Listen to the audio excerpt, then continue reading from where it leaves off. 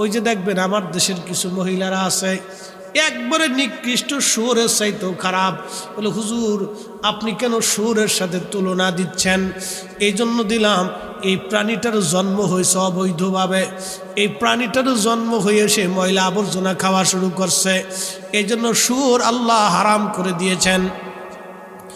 এই প্রাণীর জন্মই হয়েছে পচা গলার মধ্যে, এবং জন্ম হওয়ার পরই সে পচা গলা খাওয়া শুরু করছে। এজন্য শুয়োরের সাথে তুলনা দিলাম।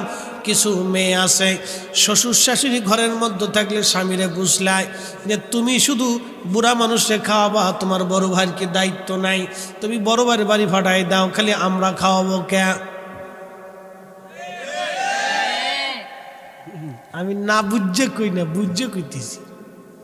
এই জন্য এটার কিছু শুয়োরের সে তো খারাপ। এটা কথা কর না কেন? নিকৃষ্ট জীব।